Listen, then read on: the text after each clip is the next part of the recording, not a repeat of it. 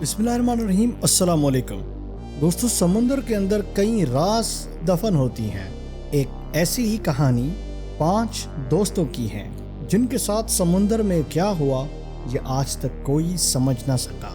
11 फरवरी 1979 ये वो तारीख थी जिस दिन हवाई के अंदर 5 दोस्त समुंदर में जाने का प्लान बना रहे थे। हवाई एक अमेरिका की रियासत है जो कि कई जजीरों से भरी हुई है। इन 5 दोस्तों के नाम स्कॉट, बेंजामिन, पीटर, पैट्रिक और रॉल्फ थे। इनके पास एक छोटी सी कश्ती थी। इसी कश्ती पर सवार होकर समुंदर के अंदर घूमा करते थे, लेकिन इस दफा इनके साथ कुछ बुरा होने वाला था। दोस्तों, मौसम बिल्कुल क्लियर था, हवा भी नहीं चल रही थी। ये लोग बोट पर बैठकर समुंदर के अंदर निकल गए, लेकिन 2 घंटों के बाद मौसम अचानक से खराब हो गया। इन लोगों ने वेदर रिपोर्ट नहीं देखी थी क्योंकि इन्होंने इरादा सिर्फ चंद घंटों ही पानी के अंदर जाने का किया था। अचानक से शदीद बारिश शुरू हो गई और तेज हवाएं लगना शुरू हो गई। इन तूफानी हवाओं के अंदर इनकी कश्ती का बुरा हाल हो गया होगा, लेकिन इन 5 दोस्तों के साथ क्या हुआ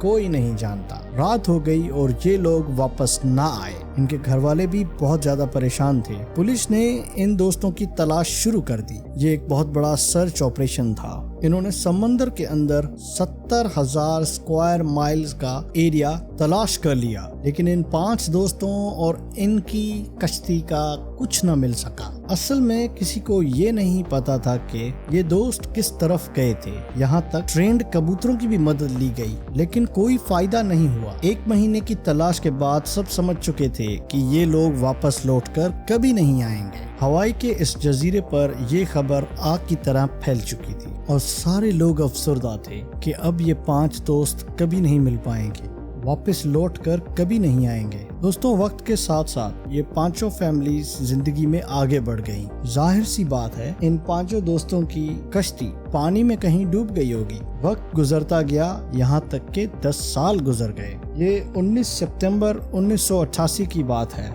एक आदमी जॉन नॉर्टन समुंदर के अंदर कश्ती पर सवार था। ये एक साइंसदान था और ये अपनी टीम के साथ एक जजीरे पर मौजूद था कि इसकी नजर एक कश्ती पर पड़ी। दोस्तों, ये वही कश्ती थी जिस पर वो 5 दोस्त सवार थे। 10 साल के बाद किसी ने उस कश्ती को देखा था। ये कश्ती एक जजीरे पर खड़ी हुई थी, लेकिन यहाँ पर सिर्फ वो कश्ती ही नहीं मिली। जॉन ने पुलिस को इतला दी और पुलिस ने इस जगह को तलाश करना शुरू कर दिया। पुलिस हैरान रह गई क्योंकि इनको इस बोट से थोड़ा ही दूर एक कब्र बनी हुई मिली जिसमें से इंसानी हड्डी नजर आ रही थी। यानी इस कब्र के अंदर से ढांचे बाहर निकल रहे थे, जहाँ पर कई कागज के टुकड़े भी मौजूद थे।